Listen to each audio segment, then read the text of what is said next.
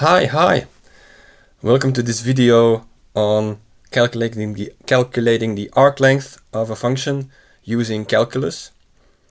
So we have this function f of x, and we want to know the arc length of this function between 1 and 3. In the right bottom corner we see the formula for arc length. It's the integral from a to b of the square root of 1 plus the derivative squared. So the exercise will be on finding this integrand, finding this square root over 1 plus the derivative squared, and not so much as the integral itself, because that one is pretty easy once you have the integrand. So finding the integrand is the tricky part here, and we'll do it step by step. The first step is of course finding the derivative. So the derivative, when we would say that f of x equals ln x, then the derivative would just be 1 over x. But now our ln is x plus square root of x squared minus 1. So we would also have that on this side.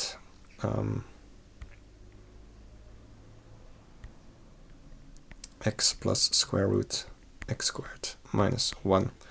That is not the whole story, because every time you have an x that is not just x but something else, you have to use the chain rule. We need to add the chain rule to this thing that we have here. So the chain rule requires the derivative of what's inside the brackets. The derivative of x is 1. And for the derivative of the square root of x squared minus 1, I'm going to write it as a power. So that's to the 1/2. So the 1/2 comes in front. X squared minus 1, negative 1/2. But here again, our x is not just an x, it's an x squared minus 1. So we need to use the chain rule again. And the derivative of x squared minus 1 is 2x. So that needs to be there as well. So this expression here would end up in the numerator over there. But before we do that, we're going to simplify it. We see that this 1/2 here cancels with this 2, so that's good. So I have 1 plus x squared minus 1 negative 1/2 times x. I'm going to simplify it even further. I'm going to say 1 plus 1 over square root of x squared minus 1 because of the negative 1/2, which means a square root comes in the denominator. So now I just have times x, which means I can write that x in the numerator. 1 times x is x. And now I'm going to add the 1. And when we add 1, we just write the denominator twice, because every number divided by itself is 1.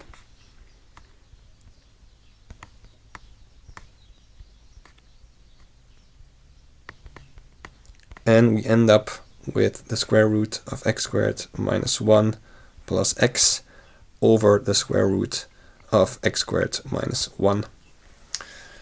So this is this numerator term simplified. This thing ends up in the numerator over there. So when we write it out completely,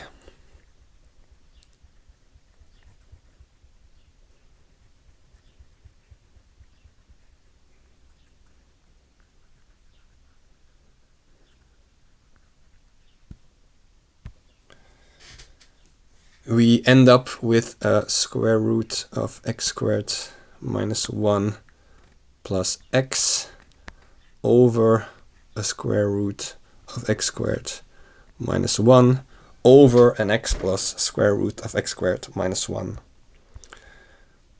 So two things stand out. One is that this is too similar to be wrong. The terms are too similar for this to be wrong, so that's good. And the other thing is this is too hard to continue, because if you look in the formula at the right bottom corner, the next thing we need to do is this square here. We need to square it.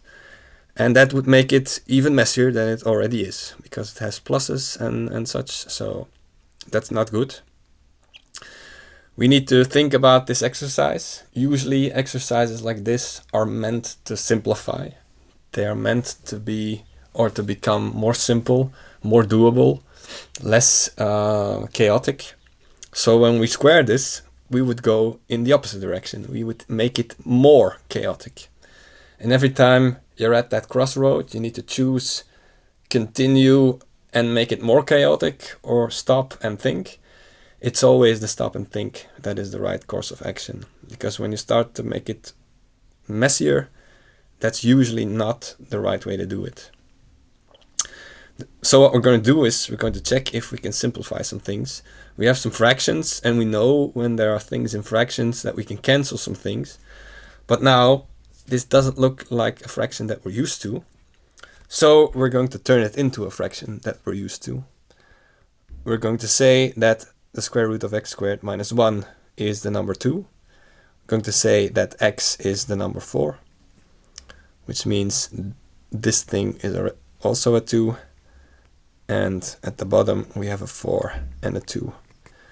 And now we can just calculate the answer, which is 6 divided by 2 divided by 6, which is 3 divided by 6, which is 1/2. So the answer to my substitution is a half. And now the question is, can I get a half if I cancel some things? And the answer is yes. If I cancel this 4 with this 4, and this 2 with this 2, then I'm left here with the 1/2. The 1 always appears in the numerator, there's never a 0 there. So I'm left with 1/2, and that is exactly what I need to have.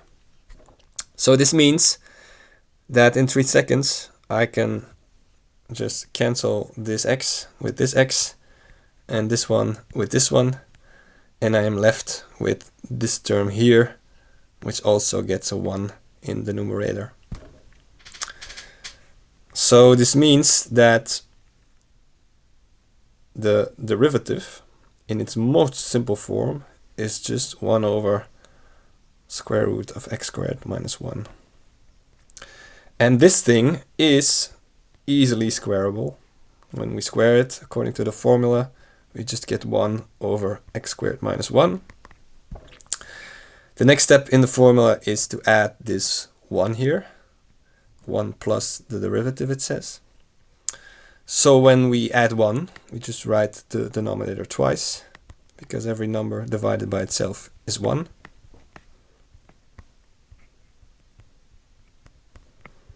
And we end up with x squared over x squared minus 1. This 1 and this 1 cancels, so we're just left with x squared. And then the final term, or the final thing that the formula wants, is this is all in a square root. So when we square root this, we end up with an x over the square root of x squared minus 1. And that is the complete integrand. This is doable for integration. That's an entire calculation by itself, but it is doable. It's not even that difficult, actually. So we would integrate this between 1 and 3, and then we would get the arc length. So I hope you learned something, and thank you very much.